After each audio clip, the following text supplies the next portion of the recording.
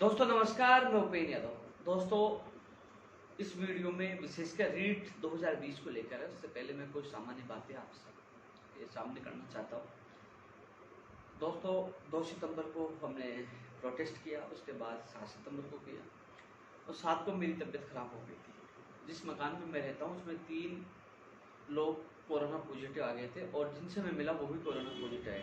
गले में बहुत ज़्यादा जखन होना, दर्द होना। उसके बाद मैं खुद भी मकान में क्वारंटीन हो गया और आज ये 5वां दिन है। दोस्तों अलग अलग भर्तियों को लेकर अलग अलग बेरोजगारों के कॉल और मैसेज बहुत आते हैं। मेरे गले में इतना दर्द था कि मैं पहले फ़ोन भी नहीं उठा पा रहा था, ना बोल पा रहा था। लेकिन दोस्तों जब सोशल मीडिया पे कई लोगों के मैसेज देखता हूँ बड़ा दुख होता है। मैं आप सबसे पूछना चाहता हूँ कि आज कोरोना महामारी की वजह से मैं आज घर में आइसोलेट हूँ, क्वारंटाइन हूँ, क्योंकि तकलीफ मुझे भी है। मेरे गले में अभी तक पूरी प्रॉब्लम नहीं की, यहाँ दर्द होता है और कुछ और भी जो कोरोना से मिलते जुलते सिम्टम्स हैं वो भी मेरे साथियों के हैं और हम लोग आज 5वें दिन से मकान में ही बंद है। कल जरूर एक चैनल पे मैं आप लोगों की आवाज़ जरूर उठाई थी, इसके अलावा घर से बाहर नहीं निकलते। दोस्तों कई लोगों के मैसेज आते हैं कि हमारी इस भर्ती के लिए आप रीट के लिए नहीं बोल रहे हो, आप एचसीएफ एग्जाम के लिए नहीं बोल रहे हो, आप उसके लिए नहीं बोल रहे हो। लगातार उनके मैसेज और कॉल आते हैं। तो मैं आप सबको कहना चाहता हूँ, राजस्थान बेरोजगार एकीकृत महासंघ और हमने लगातार आपकी आवाज़ बुलंद की है, लेकिन कई बार परिस्थितियाँ ऐसी होती हैं जो मजबूरी में घर उनको रहना पड़ता है। जो अब कोरोना काल की परिस्थितियाँ चल रही हैं, उसके बावजूद भी आपके जैसे कमेंट, भद्दे कमेंट आना, सरकार का आदमी बताना, कांग्रेसी बताना, कई चीज़ें जो मैंने देखी है ना, ये अच्छी बात नहीं है आप लोगों की। आप दिल पे हाथ रख के सोचिए कि आप लोगों के लिए हम भागते हैं और कौन भागता है? कोई राजनेता, एमएलए, कोई पार्टी के लोग आपके लिए भागते हैं? जब जब समस्या आती है, जब जब हम सबसे पहले खड़े रहते हैं। आज कोरोना की वजह से हम घर में आइसोलेट क्या हो गए, तो आप लोग अनेक प्रकार के कमेंट करने लगे। तुमसे ज़्यादा दुख मुझे है और आपसे पहले मेरा परिवार है। मेरे पापा जी के एक्सीडेंट हुआ, पेट में 3-4 फ्रैक्चर आए। वो गांव है मेरे, मैं जयपुर हूँ और इस जो क्वारंटाइन हमारा चल रहा है, कल वो जयपुर डॉक्टर को फिर दिखाने आए। मैं उनसे मिल तक नहीं सका, मिल भी नहीं सका। मैं घर जा पा रहा हूँ उनसे मिलने के लिए। इस कोरोना के डर से कि कम से कम हम 4 लोग हम मकान में बंद हैं कि कहीं ना कहीं जो हमारे मकान में 3 लोग कोरोना पॉजिटिव आए हैं, क्योंकि हम कोरोना किसी को बांटे नहीं कि मैं घर पे जाके परिवार वालों को कोरोना दे दूँ। समझदार यही है, यदि कोरोना पीड़ित व्यक्ति के संपर्क में आए या कुछ सिम्टम्स आपके अंदर आए तो घर पे कुछ दिनों के लिए खुद को बंद कर लो, क्वारंटाइन कर लो। वही काम हम कर रहे हैं। काढ़ा भी ले रहे हैं, दवाई भी ले रहे हैं, कोशिश कर रहे हैं कि हमारा स्वास्थ्य जल्द से जल्द ठीक हो और हम आपके बीच में वापस आए। कई लोग कह रहे हैं कि ये तो बहाना है, नाटक है। उन लोगों को शर्म आनी चाहिए। मई, जून, जुलाई, अगस्त और 7 सितंबर तक इस कोरोना काल में जब सबसे ज़्यादा, जब मई, जून, जुलाई में था, तभी हम नहीं डरे। कभी किराया माफी के लिए, कभी बीकानेर, कभी हाई कोर्ट, कभी सचिवालय, लगातार घर से निकलकर धरातल पे काम किया है। वरिष्ठ अध्यापक भर्ती 2018, एलडीसी भर्ती 2018, आरपीसी एलडीसी हो, प्रयोगशाला सहायक को शिक्षा बाकी, कृषि प्रेक्षक हो, महिला सुपरवाइजर हो, उनको भर्ती कोर्स से निकलवाना और ज्वाइनिंग भी करवाना, ये कोरोना काल में हमारे द्वारा किए गए कार्य है। किसी के बाप से उपेंद्र यादव डरता नहीं है, लेकिन मजबूरी और परिस्थितियां होती है। आज हम घर में रुके हैं तो लोग मजाक बना रहे हैं, लेकिन कोई फर्क नहीं पड़ता। मैंने भी सोच लिया कि भैया जिनके लिए कितना भी निस्वार्थ काम करो, ये लोग ऐसे ही घर बैठे धरातल पे तो काम करेंगे नहीं और कमेंट करते रहेंगे। हर बेरोजगार के लिए जी जान लगाइए, घर से निकले हैं। यदि डर होता तो हम मई, जून, जुलाई, अगस्त और सितंबर तक घर से बाहर नहीं निकलते, लेकिन जब प्रॉब्लम हुई तब हम घर में बैठे। और वो घर में भी इसलिए नहीं बैठे, इसलिए बैठे कि किसी और की कोई प्रॉब्लम ना हो। कोशिश हर व्यक्ति के लिए करता है। कई लोगों को फोन नहीं उठा रहे, बोले आप तो मोदी से बड़े नेता हो गया, फोन नहीं उठा रहे, मैसेज के जवाब नहीं दे पा रहे। यार हम घर में बंद पड़े हैं, हमारा उपचार चल रहा है, क्या फोन उठाएं, क्या जवाब? आप तो कहते हो हमारे साथ बाहर आ जाओ, हमारे लिए धरना करो, प्रदर्शन करो। अरे जब तक बाहर थे, जब तक आप लोगों की आवाज उठा रहे थे। ये चीजें इसलिए बता रहा हूँ, कभी अपने दिल पर हाथ रखिए, सोचिए, जिसने मुझे जन्म दिया, जो मेरे लिए सब कुछ है, उनसे नहीं मिल पा रहा मैं। वो घर है, मैं जयपुर हूँ, पैर में 4 फ्रैक्चर है, एक्सीडेंट हुआ था उनका, उनको समय नहीं दे पाया। मैं यहाँ क्वारंटाइन हूँ मेरे साथियों के साथ, फिर भी कोशिश करता हूँ ट्विटर के माध्यम से आपकी आवाज़ उठाने की, मीडिया के माध्यम से आवाज़ उठाने की। उसके बावजूद भी आपके अलग अलग मैसेज है, मैं आपको समझा नहीं सकता। लेकिन जो ये कह रहे हैं ना कि कांग्रेस का आदमी है, भैया कांग्रेस का आदमी है तो 6 अक्टूबर को मैं अनशन में नहीं बैठता, आईसीयू में नहीं जाना पड़ता, 25 नवंबर को मुझे जेल में नहीं जाना पड़ता, मेरे आज भी मुकदमे दर्ज नहीं होते। मैं केवल बेरोजगार रखा हूँ। और जो ये मध्य प्रदेश जो कई फालतू बातें करते हैं ना, आ जाओ कुर्सी खाली है, चलो आओ, बेरोजगार संघ का अध्यक्ष तुम्हें बनाते हैं, रविंद्र चौधरी को बैठाते हैं, मैं प्रवक्ता बैठता हूँ, आओ करो धरना प्रदर्शन, उठाओ मांग। तुम घर बैठे केवल फालतू कमेंट ही कर सकते हो, धरातल पर काम करना सीखिए। स्वागत है आपका, मैं कह रहा हूँ इस वीडियो में, आइए आपको कल ही नया अध्यक्ष बनाते हैं, करो धरना, फिर प्रदर्शन, लीजिए परमिशन। एक पुलिस वाला भी दिखेगा तो शक्ल नहीं दिखाओगे, जब भग जाओगे। कैसे मुकदमे दर्ज होते हैं, कैसे लाठियां खाई जाती है, कैसे संघर्ष किया जाता है, पता चलेगा। लेकिन हम तो कमियां निकाल सकते हैं, ट्वीट कर सकते हैं, कमेंट कर सकते हैं, कम से कम किसी की परिस्थितियां समझो आप। मैं कभी घर नहीं रुका, लेकिन परिस्थितियां विपरीत है इसलिए घर रुका हुआ हूं। तो आप सभी साथी, ये उन्हीं कुछ तमाम लोग हैं जो इनके समझ में नहीं आती, उन लोगों के लिए है। अन्यथा प्रदेश के लाखों बेरोजगार जो इतना मुझे मान सम्मान प्यार देते हैं, उनकी दुआओं से मेरा स्वास्थ्य में सुधार हो रहा है। उन सबको मैं बहुत बहुत धन्यवाद देता हूँ कि आपका विश्वास, आपका प्यार और मान सम्मान जो मुझे मिल रहा है, उसके लिए मैं आभारी हूँ। और जैसे ही मेरा स्वास्थ्य सही होगा, आप लोगों के लिए आऊँगा। ये जो कुछ बातें मैंने उन लोगों के लिए बताई है जो नए नए हैं और घर बैठे बैठे केवल कमेंट करने का काम करते हैं, कुछ नहीं जानते।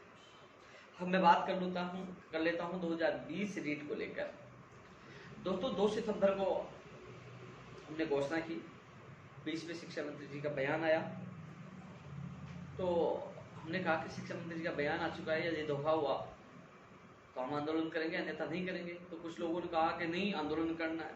हमने 2 तारीख का रखा, मैंने डाला कि बेरोजगार महासंघ कार्यालय ज्यादा संख्या में पहुंचे, और जो रीट वाले सबसे ज्यादा हल्ला मचा रहे 2020 वाले, बड़े शर्म की बात आप लोगों के लिए, मात्र 5 लोग 2 सितंबर को राजस्थान बेरोजगार एकीकृत महासंघ कार्यालय पूछे, 5 लोग। अब फिर कमेंट करते हैं रीट की विज्ञप्ति जारी होनी चाहिए, आश्वासन नहीं चाहिए। बड़े शर्म की बात है, तुम 5 लोग आ रहे हो, 11 लाख बेरोजगार हैं। 5 लोग आए मात्र उस दिन, वो तो कंप्यूटर शिक्षक भर्ती वाले और लोग जो मेरे व्यक्तिगत दोस्तों को बुलाकर वो भीड़ इकट्ठी हुई और उस दिन बात रख दी। रीट वालों के भरोसे तो नाव डूब चुकी थी, केवल 5 लोग आए। फिर बात करते हो, वेटेज हट जाए, विज्ञप्ति जारी हो जाए, परीक्षा तिथि जारी हो जाए। धन्यवाद देना चाहूंगा मीडिया का, जो हमेशा हमारी आवाज बुलंद करते हैं। हम कोशिश करते हैं हम लोगों की आवाज उठाने, फिर भी कोशिश की, दबाव बनाया। मंत्री जी ने हमें बुलाया, हमारे प्रतिनिधिमंडल की वार्ता हुई। हालांकि जो मंत्री जी ने परीक्षा तिथि जारी नहीं की, विज्ञप्ति जारी नहीं की, उपेन्द्र यादव का दोष है। लो तुम घर से बाहर निकल के कर लो, कुछ करना चाहते हो, लगातार आपकी आवाज उठाते हैं। तुम्हें तो ये पता भी नहीं थी, जब व्याख्याता का फर्स्ट ग्रेड का आंदोलन चल रहा था, उस समय हम लगातार मांग कर रहे थे कि रीट की भर्ती निकाली जाए। वो हम ही आंदोलन करते, रीट की भर्ती निकाली जाए। और रीट की विज्ञप्ति की घोषणा हुई 24 दिसंबर 2019 को। उस दिन शिक्षा मंत्री जी ने खुद ने बुलाया था, मैं खुद उनसे मिल के आया था, और उन्होंने कहा था कि अलग से विषय का पेपर होगा। उसके बाद आप लोगों को मैंने बताया था कि वेटेज पूरा खत्म होगा और अलग से विषय का पेपर होगा। मैंने कभी झूठ नहीं बोला, जो मंत्री महोदय जी ने बताया वही आप लोगों को अवगत करवाया। मैं कभी झूठ नहीं बोलता, कभी नहीं बोलता, जो वास्तविक स्थिति होती है उससे आप लोगों को अवगत कराता हूँ। मैंने बताया मंत्री जी ने ये कहा, मैंने वीडियो डाला। उसके बाद लगातार मीटिंगों का दौर जारी रहा, कभी वेटेज खत्म करने की बात चली, कभी 2 एग्जाम की बात चली। फिर आप लोगों के मैसेज आने लगे कि नहीं 2 एग्जाम में तो बहुत समय लंबा लगेगा। तो फिर मैंने मंत्री जी के सामने दोनों चीजें रखी कि 95 5 या 90 10 वेटेज किया जाए और एक एग्जाम करवाई जाए, और जो सेकंड पेपर वाली दोनों मांगे रखी। उसके बाद मुख्यमंत्री जी ने कहा कि एक एग्जाम होनी चाहिए, 2 एग्जाम में समय लंबा लगेगा। वो बात भी मैंने वीडियो के माध्यम से आपको अवगत करवाया था कि मुख्यमंत्री जी की मंशा एक ही एग्जाम करवाने की है। जो जो घटना हुई मैंने आप लोगों को अवगत कराया, छुपाया नहीं। कि उपेंद्र यादव ने पहले 2 एग्जाम के लिए कहा, उपेंद्र यादव ने पहले वेटेज खत्म करने के लिए कहा, अब एक एग्जाम हो रही है। अरे उपेंद्र यादव ने नहीं कहा, जो जो मीटिंग में निकला, जो जो मंत्री ने कहा वो मैंने आपको अवगत करवाया। आप लोग ये ऑब्जेक्शन कर रहे थे 2 एग्जाम होगी तो बहुत लंबा जाएगा। अब मुख्यमंत्री जी से बड़ा नहीं हो सकता, मैंने आप लोगों की पीड़ा रखी, लेकिन किसी व्यक्ति को राहत मिल जाए ना, राहत मिल जाए, तो वो कहता है कि मेरे को इतना सा मिला, मुझे तो पूरा मिलना चाहिए। हम लोग वेटेज का विरोध करने वाला सबसे पहला इंसान मैं ही था। 7 जून 2018 को अशोकनगर थाने में मैं खुद गया था, मुझे पुलिस गिरफ्तार करके ले गई थी। हमारी मांग थी 12 राज्यों का कोटा कम हो, वेटेज खत्म हो, और जो एक ही प्रमाण पत्र से लग गए वो वापस नहीं आए। और उस लड़ाई को अंतिम दम तक लड़ा, और जो कांग्रेस के घोषणा पत्र डाला गया था ना, मैं खुद बैठकर लिखवाने वाला हूं। मैं था जो लोग डाले ना कि बिंदु नंबर 6, जो आज सोशल मीडिया पर कमेंट कर बेवकूफों को पता नहीं है, जो नेता बनने की कोशिश करे एक तो लोग, वो घोषणा पत्र में मैं खुद बैठ के डलवाने वाला था, विसंगतियां दूर की जाए। मैं खुद पूर्व प्रदेश अध्यक्ष सिंह पायलट ने मुझे लिखित में एक आदेश भी दिया था रीड लेवल फर्स्ट के लिए, खुद ने वो विसंगतियां डलवाने वाले हम थे। और शिक्षा मंत्री जी को हमने कहा था आपने विसंगतियां दूर करने की कहा था, इसलिए वेटेज खत्म किया जाए। शिक्षा मंत्री जी ने वादा किया था मुझसे कि वेटेज खत्म होगा। और मान लीजिए आज 90-10 भी किया जाता है, एक एग्जाम होती, 2 एग्जाम में समय लगता है, तो 20% का तो फायदा ना, पहले 30% जोड़ा जा रहा था। किसको फायदा हो रहा है? आप लोगों को फायदा हो रहा है। नहीं, वेटेज खत्म होना चाहिए, उपेंद्र यादव ने वादा किया था। उपेंद्र यादव केवल प्रयास कर सकता है। तुम घर बैठे कमेंट करो, उपेंद्र यादव जाए तो जेड उपेंद्र यादव जाए, अनशन करे तो उपेंद्र यादव करे, प्रदर्शन करे तो उपेंद्र यादव करे, लाठियां खाए तो उपेंद्र यादव खाए, और मुकदमा दर्ज करा तो उपेंद्र यादव कराए। हम तो घर बैठे बैठे कमेंट करेंगे उपेंद्र यादव ने कांग्रेस ही है, उपेंद्र यादव वेटेज खत्म नहीं किया, उपेंद्र यादव ने ये नहीं किया। अरे यार, आपने ऐसी तैसी करवाई क्या? अपने माँ बाप परिवार को छोड़कर आप लोगों के लिए 24 घंटे लगा रहता है। हाँ, ये जरूर है कि वेटेज खत्म नहीं होता है। मान लो जो हमने 2 मांग रखी थी आप लोगों के लिए कि 2 एग्जाम हो तो अच्छी बात है, नहीं तो एक ही एग्जाम हो जो समय नहीं लगे, जिसमें 95 या 90-10 वेटेज हो। ये वेटेज कम नहीं करते, 30 करते, तो मैं वादा करता हूँ आंदोलन करने के लिए। मैं खुला कह रहा हूँ, क्योंकि मंत्री जी ने वादा किया था, घोषणा पत्र में डाला था, यदि 90-10 या 95 वेटेज नहीं करते, वेटेज नहीं घटाते, ये खत्म नहीं कर पा रहे, मानो उन्होंने वादा किया था, लेकिन कम भी नहीं करते, तो मैं आज सोशल मीडिया के माध्यम से घोषणा करता हूँ, वेटेज का विरोध सबसे पहले उपेंद्र यादव करेगा, चाहे जेल जाना पड़े, चाहे लाठियां खाना पड़े। वेटेज खत्म, ये कम करने का, खत्म करने का वादा मंत्री जी ने किया था, उनको पूरा करना होगा। अब विज्ञप्ति जारी होने के बाद अब सबको पता लग ही गया कि मंत्री जी ने पिछली मीटिंग में कह दिया कि एक ही एग्जाम होगी, तो जो फर्स्ट लेवल की तैयारी करने वाले हैं वो पहले के हिसाब से तैयारी करो, उसमें कोई बदलाव नहीं है, वही एनसीटी का सिलेबस है, पुरानी वाली किताब तैयारी करिए। सेकेंड लेवल में भी वही है, केवल बीए का वेटेज कम होगा, तो बीए की डिग्री जो आपके आ चुकी है, लेकिन जो आपके पास बीएम बन चुके, जो बन चुके, आपको तैयारी करनी है रीट की, जमकर करो ना रीट की तैयारी। अब परीक्षा कब होगी और विज्ञप्ति कब जारी होगी, इस पर सवाल है। तो दोस्तों अब समझते सही हो जाए, आप कहोगे जैसे, लेकिन मुझे तो विश्वास आप लोगों ने पहले ही तोड़ दिया। 5 लोग पूछे थे 2 सितंबर को, सुन लीजिए, 5 लोग, फिर कहते हो कि हमारी आवाज नहीं उठाते। तुमसे अच्छा तो और लोग हैं, सेकंड ग्रेड वाले बीकानेर पहुंच गए थे 500 लोग, जहां जहां उनको बुलाया जाए, एलडीसी वाले सब लोग भीड़ में आते हैं, लेकिन रीट वाले बात तो बड़ी बड़ी कर लेते, पूछते 5 लोग है, 11 लाख बेरोजगार है, फिर दोष दे देते उपेंद्र यादव को। आज मैंने यूट्यूब चैनल पर उपेंद्र यादव, मेरा जो पेज है, और ट्विटर अकाउंट पर मैंने 2016 में बनाई गई एक पिक्चर, डॉक्यूमेंट्री फिल्म इसलिए डाली थी कि कम से कम आप लोगों को पता चले कि बेरोजगार क्या दुर्दशा है। उसमें वास्तविक सीन है, जो लाठियां खा रहे ना, लठ खा रहे, वो सही सीन है, कैसे बुरी तरह मुझे मारा गया था। आप कम से कम सच्चाई तो जाने। आप मेरी फेसबुक देखिए 2012 के बाद, 13 के बाद देखिए, मेरे यूट्यूब चैनल देखिए, कितनी लाठियां खाई है, कितनी बार जेल गए हैं। हम तो दोनों सरकारों में लड़ाई लड़ी है। यानी कि 3 जुलाई 2012 जो कांग्रेस सरकार थी, तब मैं पहली बार जेल गया था, जब हमें पीटा गया था। फिर बीजेपी में 5 साल संघर्ष किया, कांग्रेस में कर रहा है। हमने किसी पार्टी को ज्वाइन नहीं किया, हमारी पार्टी बेरोजगार है, लगातार संघर्ष किया आप लोगों के लिए। इसलिए किसी में सवाल उठाने से पहले सोचिए कि उपेंद्र यादव के अलावा आप लोगों के लिए कौन जेल जाता है, कौन लाठियां खाता है, कौन अनशन करता है, कौन भागता है।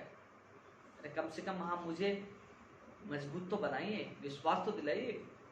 आप केवल निराशाजनक बातें मत करिए, किसी की बेखाओ मत आइए। मुझे पता है कुछ राजनीतिक प्रेरित लोग हैं जो राजनीति से जुड़े हैं, फर्जी आइडिया बना के। मुझे ये पता है जो लोग कमेंट कर रहे हैं, 10 कमेंट आ रहे हैं, उसमें 8 कमेंट तो फर्जी आइडिया वाले हैं। जो किसी पार्टी विशेष से जुड़े हुए हैं, उनकी मंशा यही है कि इनको कैसे भी बदनाम किया जाए। आप सबको मैं यही कहना चाहूंगा दोस्तों, रीट 2020 वाले अभ्यर्थियों को और अन्य भर्तियों के अभ्यर्थियों को, चाहे वो टेक्निकल विभाग की भर्तियां हो, चाहे बिजली विभाग की भर्तियां हो, चाहे बाहर राज्य को कोटा समाप्त वाली मांगे, दोस्तों प्लीज समझिए, परिस्थिति समझिए। आप ज्यादा जानकारी के लिए मेरे यूट्यूब, मेरे फेसबुक देखिए। आप लोगों के लिए मैं ही था, और यदि मेरे से कोई बेहतरीन कार्य करना चाहता है, उनका स्वागत है, वो जयपुर आइए, उसको बेरोजगार संघ का अध्यक्ष हम बनाएंगे, और बेरोजगार संघ के अध्यक्ष बनकर वो बेरोजगार का भला करिए, उनको हम बनाएंगे। कम से कम हमारी जगह ले, हमारी जगह 2 साल से खाली चल रही है, हमने तो बहुत पहले घोषणा कर दी थी। आइए, अध्यक्ष बनिए और बेरोजगार का भला करिए, लेकिन सवाल जवाब करने के बजाय सोचिए। कई बार परिस्थिति होती है, मुकदमे दर्ज हैं, मुकदमे दर्ज हैं, अभी तक गिरफ्तारी नहीं, कभी भी गिरफ्तार कर सकते हैं। रही बात धन्यवाद देने की, क्यों उपेंद्र यादव धन्यवाद क्यों दे रहे हैं?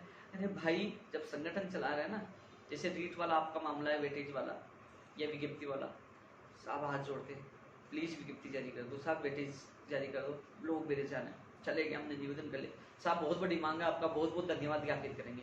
उन्होंने वो मांग कर दी पूरी, दूसरे वाले आ गए, फर्स्ट ग्रेड वाले आ गए, तो मैं आपके लिए धन्यवाद देना चला गया था, फर्स्ट ग्रेड वाले गाड़ी देने लगे, अरे आप तो रीट के लिए धन्यवाद देने चल गए, हमारी तो विज्ञप्ति नहीं है, आप तो कांग्रेस ही हो। लेकिन वो नहीं भूल जाते कि मैं वो भर्ती की मांग करने के लिए गया था, तब मैंने क्या कहा था, साहब ये भर्ती की मांग पूरी कर दो, मैं धन्यवाद दूंगा। वही स्थिति थी दोस्तों, जब रीट लेवल 2 के लिए अनशन किया, लाठियां खाई, तो हम हाथ जोड़ते थे, प्लीज ये भर्ती निकली, इसकी सूची निकाल दो साहब, एलडीसी पद कम गए मैं निकाल दो साहब, बाहर राज्य का कोटा कम कर दो, जो हम लगातार प्रयास करें साहब, आपका बहुत बहुत धन्यवाद देंगे। जब उन्होंने दोनों मांगे पूरी कर दी, तीसरी मांगे पूरी चल रही है, क्या धन्यवाद देना मेरा, जो मैंने वादा किया उनसे, जब मांग पूरी नहीं हुई उससे पहले, साहब हम आपको धन्यवाद देंगे, क्या धन्यवाद देके मैंने क्या गलत कर दिया? आप दिल से सोचिए, धन्यवाद देने से और भी काम हम करवा सकते, किसी को धन्यवाद बोल के साहब आपने अच्छा काम किया, ये 2 काम और कर दीजिए, और भी काम करवा सकते हैं ना। ये काम किसके हैं?